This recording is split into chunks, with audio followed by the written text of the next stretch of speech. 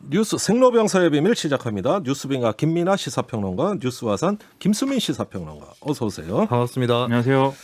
예, 예고해드린 대로 김부겸 국무총리 후보자 청문회 소식 화산이 준비하셨죠? 네, 그렇습니다. 국무총리는 국정 전반을 총괄하는 그런 자리에 있고 또 네. 김부겸 후보자는 정치인이기 때문에 여러 가지 정견들이 있을 수밖에 없죠. 그래서 아무래도 청문위원들의 관심도 여러 분야에 걸쳐서 쏠리게 됐는데 이 청문회는 마치 저울과 같은 네. 그런 장이라고 했을 때 이 뉴스의 비밀은 김부겸 후보자는 분동이 아니라 바늘이다. 바늘이다. 분동이라고 했을 때 우리가 그 초등학교 때 실험할 때 예. 저울에다가 이렇게 올리는 아하. 것들 있지 않습니까? 그걸 예. 분동이라고 하는데 예. 예, 김부겸이라는 분동을 올리려고 했는데 예. 김부겸은 이미 바늘이 되어서 뭔가를 가리키고 있었다라고 아, 그래요? 하는 것입니다. 아, 바늘은 심하게 요동을 치는데 왜 그런지 한번 들어보기로 하고, 그 국정을 총괄한다 그랬는데 사실 또 내각을 통할하는 자리다, 이렇게 네네. 법에는 나와 있어요. 그렇습니다.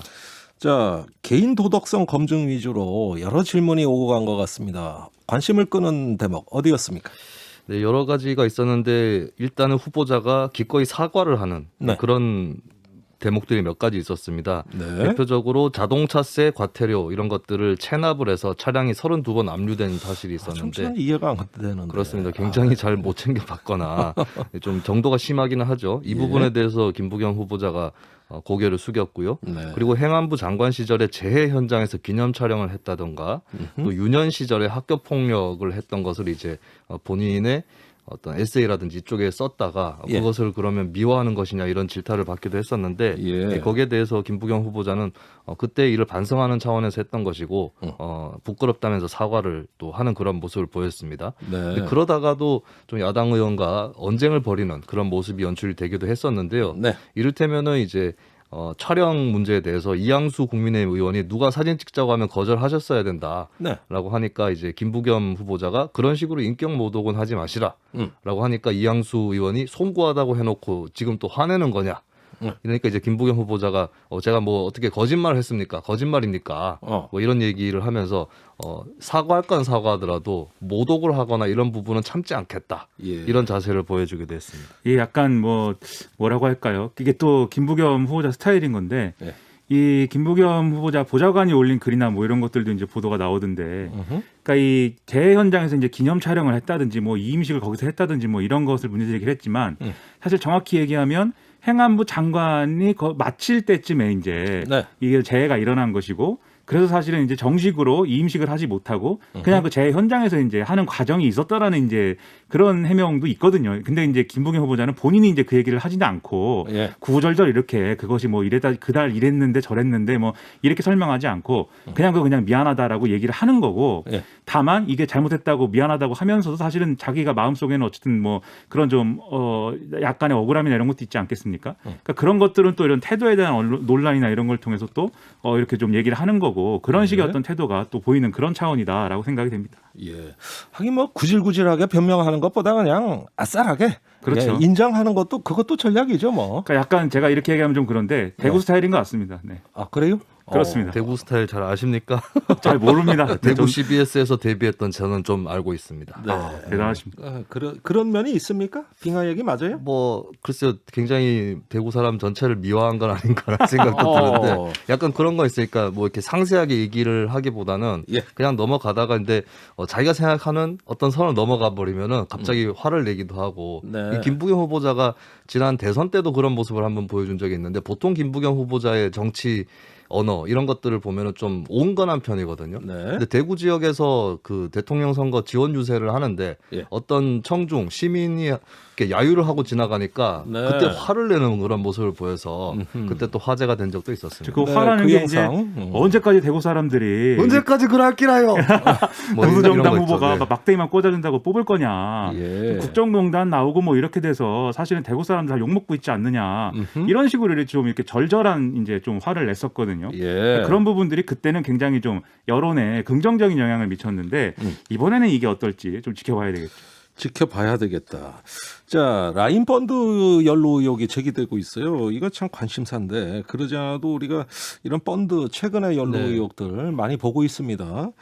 자, 이거 어떻게 봐야 됩니까? 라임 자산운용의 사기 사건 의혹이 있고 거기에 대해서 정관계 로비 혹은 정관계에서 어떤 누가 비호한 것이 아니냐 이 의혹이 굉장히 오랫동안 끌고 왔었는데 예. 사실 김부겸 후보자는 처음부터 거론이 됐던 정치인은 아니었습니다. 좀 다른 정치인들이 거론이 됐었고 그게 그럼 꼭 지금은 왜 거론되는 거예요? 확인이 된 건 아닌데 근데 이제 이 펀드를 좀 파다 보니까 예. 테티스 11호라고 하는 사모펀드가 있거든요. 예. 여기에 이제 그 김부겸 총리 후보자 차녀의 가족 일가가 투자를 했다라고 예. 하는 게 드러났었고 그리고 이제 오늘 또 제기된 내용이 이 테티스 11호 펀드가 김부겸 후보자 가족을 위한 맞춤형 VVIP 펀드다.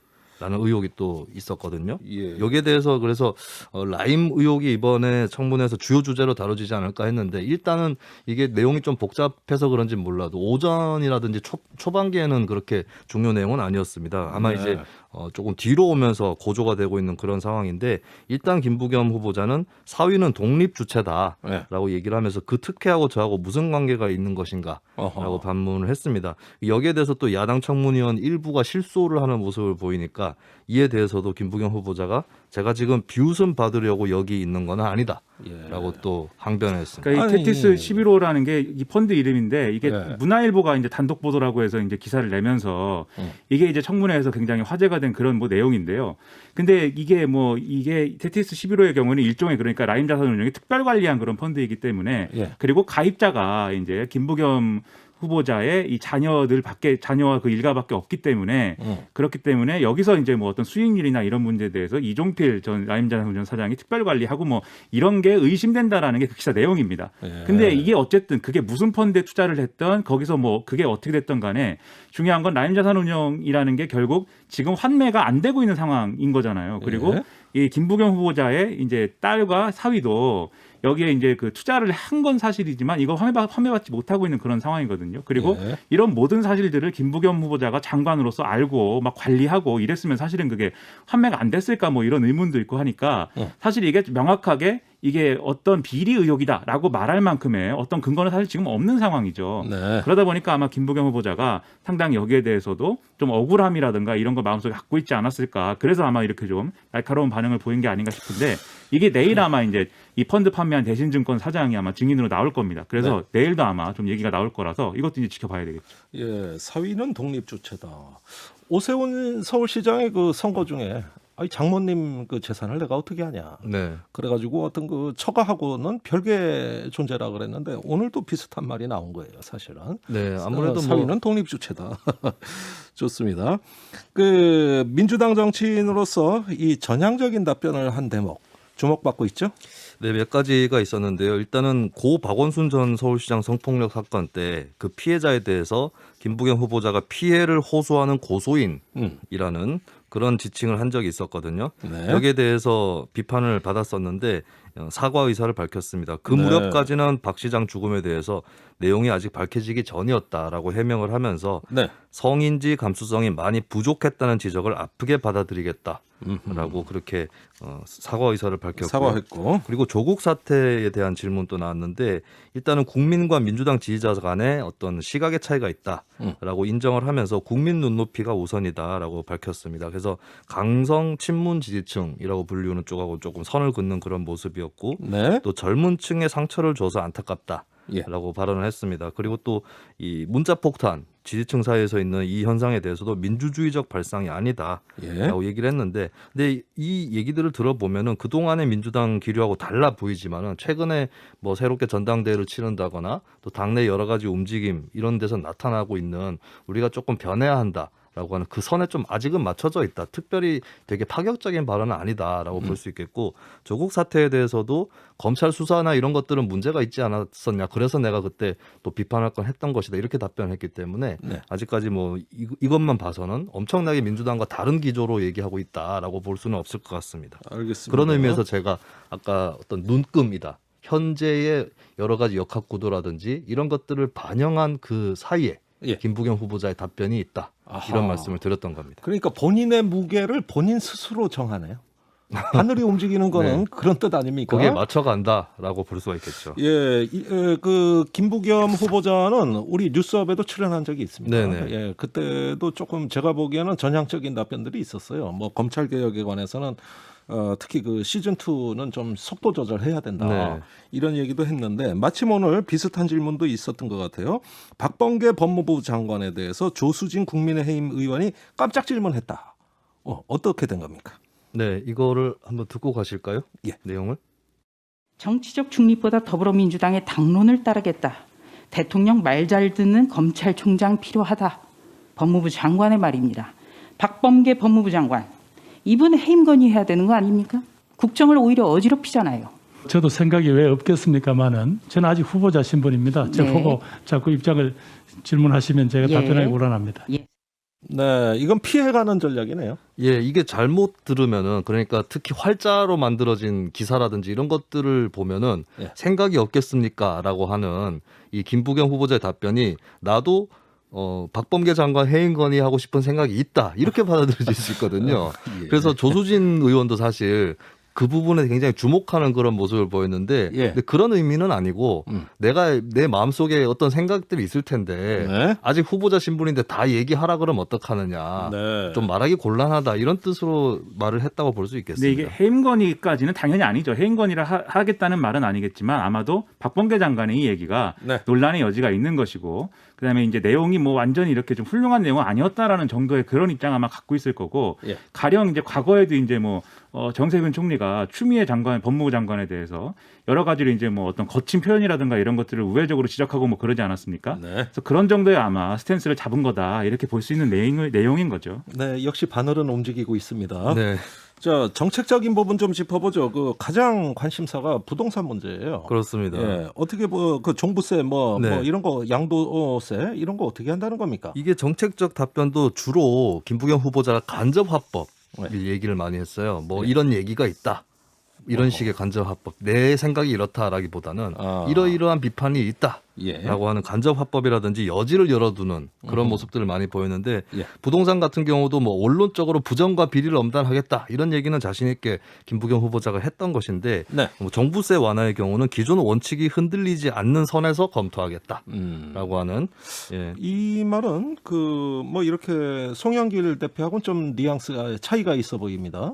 네, 예. 요즘에 민주당에서 종부세 완화 얘기 좀 적극적으로 나오기도 했었죠. 그렇죠. 예, 그렇기 예, 때문에. 그거하고는 조금 느낌이 달라요. 근데 이제 원칙이 흔들리지 않는 선에서 완화할 수 있다라고 네. 얘기한 셈이기도 해서 네. 구체적인 것은 좀 아직은 알기가 어려울 것 같고요. 그래요? 그리고 비트코인에 대해서는 방관할 수는 없지 네. 않느냐라고 요약할 수 있는 그런 입장을 내비치면서 여기서도 상관할 수 없다는 게 무슨 뜻입니까 이게? 일단은 이제 이거를 가상화폐를 금융상품으로 인정할 수 있느냐 예, 그렇게 할 수 없다라고 하는 비판이 여기저기서 많이 나오고 있다. 예. 그러니까 어떤 이것도 간접화법. 그렇죠. 간접화법이고 통제가 필요하다. 뭐 금융상품으로 존중을 해주고 하는 선으로 끝내서는 안 된다.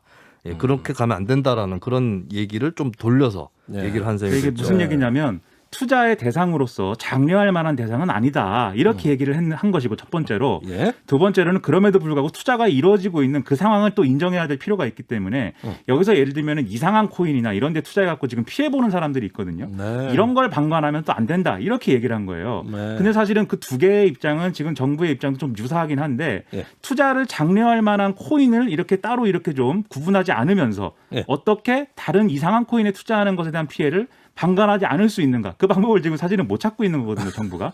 그래서 여기서도 사실은 그래요. 좀 명확한 답변은 아니었지만 어쨌든 지금 상황에 대한 애둘러서 그냥 이런 정도의 상황이다라는 정리할 수 있는 이런 좀 여지를 둔 답변이었다 이렇게 봐야 되는 거죠. 뭐 굳이 국무총리 후보자뿐만 아니라 당정이 이 문제에 대해서는 아주 모호성을 유지하고 있어요. 네. 예, 그런 점에서는 조금 답답해 보이기도 합니다. 자, 또 다른 어떤 사연, 정책 현안이 있었습니까? 주로 사면 얘기가 나왔었는데요. 어허. 이재용 삼성전자 부회장하고 이명박 박근혜 전 대통령에 대한 사면 얘기가 나오니까 예. 이재용 부회장 사면에 대해서는 경제계 인사들과 만나면 그분들의 상황 인식을 잘 정리해서 대통령께 잘 전달하겠다. 그러니까 자신의 의견이 어떻다 이게 아니라 전달하겠다라고 하는 것이고 네. 이은주 정의당 의원이 이게 공정하다고 생각하냐라는 질문하니까 당연히 공정하다고 보지는 않는다라고 네. 답변을 했습니다. 그래요. 그리고 이명박 박근혜 전 대통령 사면에 대해서도 대통령께서 신년 회견에서 한 말씀이 있다. 안타깝다라고 얘기를 하는 동시에 국민이 어느 정도 용서할 수 있느냐 취지로 말씀하셨다. 예, 대통령의 화법을 빌어서 이제 대신 답변을 하면서 예. 대통령이 결정하실 일이고 여지가 이쪽 저쪽이 다 열려 있다. 결국엔 그렇게 답변한 셈이 됐습니다. 아, 그래요?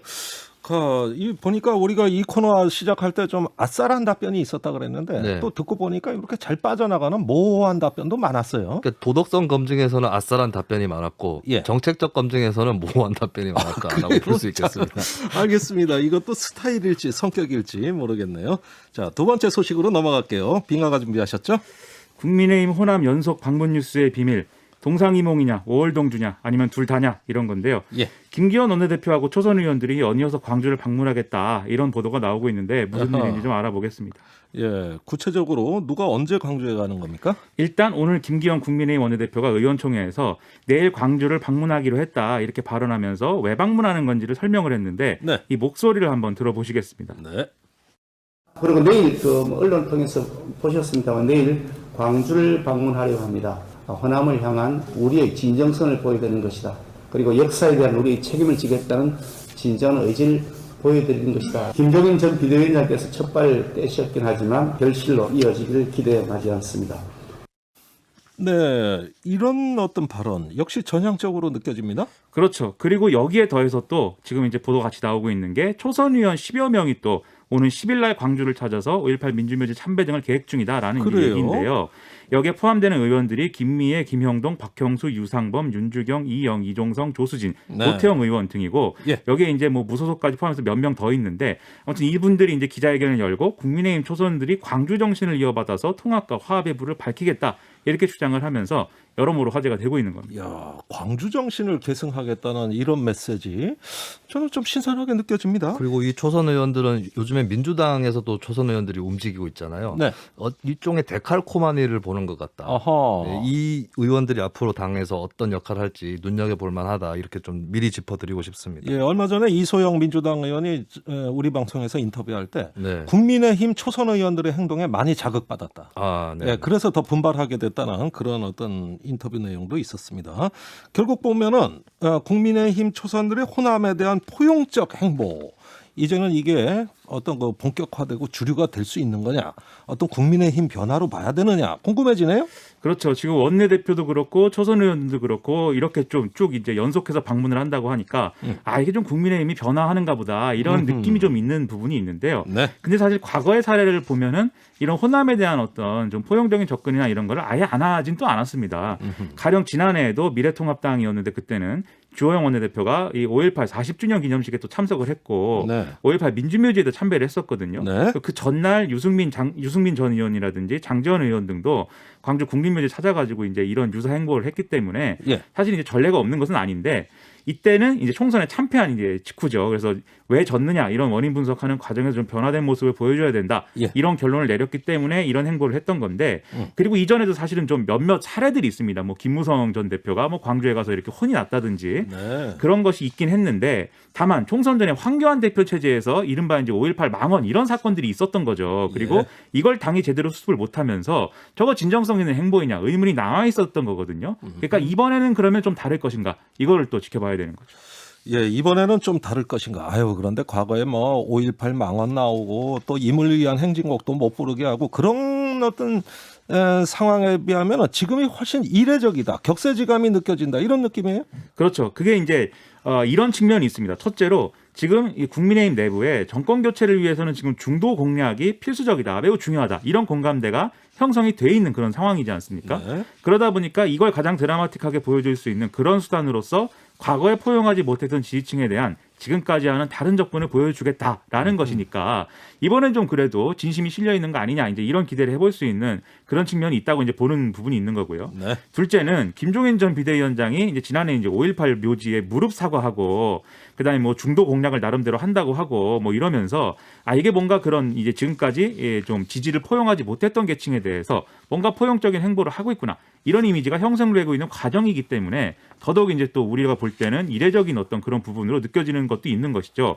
네. 흥미롭게도 앞서 이제 들으셨듯이 김기현 원내대표도 그렇고 초선 의원들도 그렇고 다 김종인 전 비대위원장이 주도한 개혁의 계승 이런 차원에서 이제 광주를 방문하겠다 이렇게 얘기를 하고 있는 부분도 있거든요. 네. 그래서 사실 이게 역사적 아픔이라는 게 한두 번으로 이렇게 해서 이제 해결될 일은 아니겠지만 그러니까 이번 기회를 모처럼 잘 살려야 되겠다 이런 얘기 안 할 수가 없는 겁니다. 네. 그러면은 다 한꺼번에 가지 원내대표 따로 간다 그러고 초선 의원들 따로 간다고 이렇게 발표하는 이유는 뭐예요? 그렇죠. 바로 이 부분에서 이제 평론가는 냄새를 맡는 것입니다. 아, 이게 그냥 하는 건 아니다. 어떤 이게. 냄새입니까? 예. 이게 표면적으로는 일부 초선 의원들이 이제 먼저 일정을 확정했기 때문에 이렇게 됐다 이렇게 얘기를 하고 있는데요. 네. 그러니까 이 초선 의원들의 광주 방문은 조수진 의원이 제안하면서 결정이 됐는데 사전에 원내 지도부하고 상의도 안 했고 재보선 이후에 이런 계획을 세워서 원내대표 후보로 나온 사람들에게 다 이제 얘기를 했고 그리고 이제 지원을 약속받은 거다 이렇게 설명을 하고 있는 거거든요. 네. 김기현 원내대표 일정은 그 다음에 이제 따로 잡은 것이기 때문에 이게 별도 행보일 수밖에 없다는 건데 하지만 그래도 이렇게 따로 잡을 게 아니라 같이 가면 되는 거 아니겠습니까? 네. 굳이 이렇게 따로 갈 이유는 없는 거거든요. 그러니까 이제 각자 정치적 계산이 다른 게 있는 게 아니겠느냐 이렇게 이제 생각을 하는 거죠. 예, 계산이 어떻게 다른 겁니까?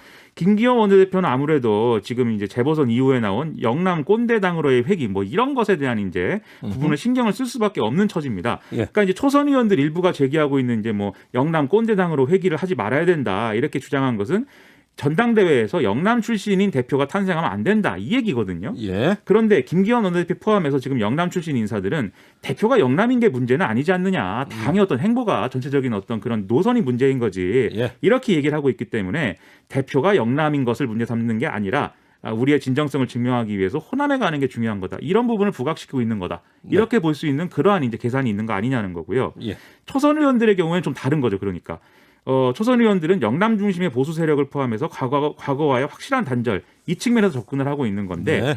예를 들면 5.18 노집 참배뿐만이 아니라 전남도청 가서 전일 빌딩 헬기 사격 이런 거에 대한 브리핑도 듣기로도 했거든요. 어이구, 이거 참 뜻밖이네요. 그렇죠. 그러면 전두환 전 대통령 재판 문제까지 지금 연결되는 거고 예. 그러면 전두환 전 대통령에 대한 평가를 또 할 수밖에 없는 그런 일정을 지금 하겠다는 겁니다. 예. 원래는 5.18 단체인 5월 어머니 회화에 간담회를 계획을 했었는데 이분들이 전두환 전 대통령 이 재판에 간다고 해서 이게 간담회가 이제 취소됐다는 건데 네. 어쨌든 이런 이제 역사적인 갈등에 대해서 한 발 더 내딛겠다라는 것이기 때문에 더더욱 더 센 어떤 해법을 갖고 나왔다고 볼 수가 있는 것이죠. 아, 그래서 동상이몽 5월 동주다?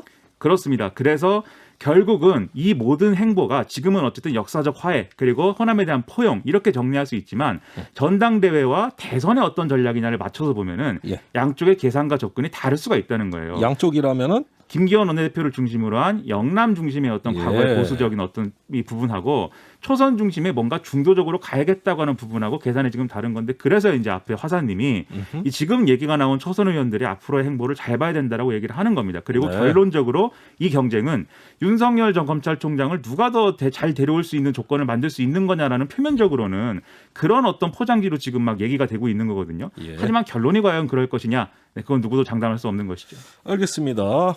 계산은 다를 수 있어도 광주가는 같은 배를 탔다. 그렇습니다. 예, 그래서 5월 동주다 이런 뜻이네요. 일단 배를 같이 탄 것에 대해서는 네, 네. 좋게 생각합니다. 일단은. 알겠습니다. 예, 곧 돌아오겠습니다.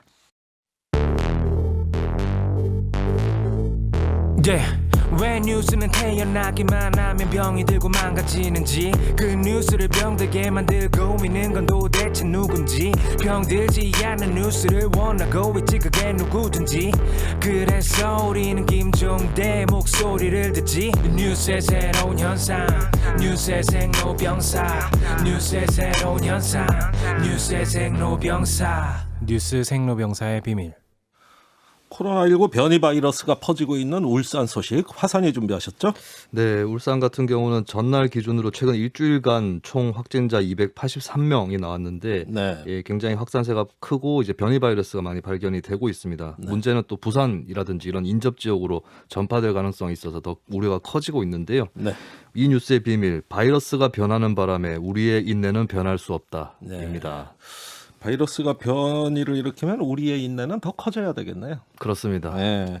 오늘 정은경 질병관리청장이 관련 브리핑 한 것으로 보도되고 있는데 어떤 내용입니까? 일단 세계적으로 변이 바이러스가 점점 더 우세종이 되고 있다라는 진단을 허허, 내놨습니다. 그리고 한국에서도 작년도 하반기부터 점유율이 높아지다가 3, 4월 들어서서 유행 확산 영향이 있다라고 얘기를 했고요. 한국의 경우는 특히 울산 지역에서 영국발 변이가 문제가 되고 있고 네. 경북 지역에서는 미국 캘리포니아 변이가 확인이 됐다. 아이고 뭐 세계 변이 바이러스가 뭐 이 지역별로 아예 들어오고 있어요. 그렇습니다. 근데 문제는 아직까지 뭐 영국 변이의 경우는 이게 백신이라든지 항체 치료제 효과가 기존에 유행한 바이러스하고 크게 차이가 없다. 음흠. 예, 그래서 아직까지는 좀 안심할 수 있는 수준이라고 한다면은 예. 남아공 변이가 백신 효과가 떨어진다, 치료제 효과도 떨어진다, 더 위중하다라고 하는 게 정은경 본부장의 경고였습니다. 아니 그런데 백신 효과도 중요하지만 전염력이 어느 정도냐. 그렇습니다. 예, 오히려 영국 확진자 변이가- 숫자는 그게 네, 영국 변이가 전염력이 빠르죠. 1.7배의 지금 이 감염력이라고 하고 있기 때문에 예, 그러면 똑같은 사회적 거리두기를 해도 확진자 더 나올 수밖에 없는 그런 변이어서 예. 이것도 상당히 경각심을 높일 수밖에 없는 그런 내용인 거죠. 이게 네. 치명률 같은 경우는 명확하게 검증은 안 됐는데 그래도 상식적으로 전파력이 커가지고 많은 사람이 감염되면 예. 사망하거나 위중증으로 발전할 확률도 조금 더 커진다라고 볼 수가 있겠죠. 네. 그래서 일단은 정의원 본부장 또 5월 가정의 달 주말 모임에 대해서 좀 경각심이 필요하다는 메시지를 냈고요.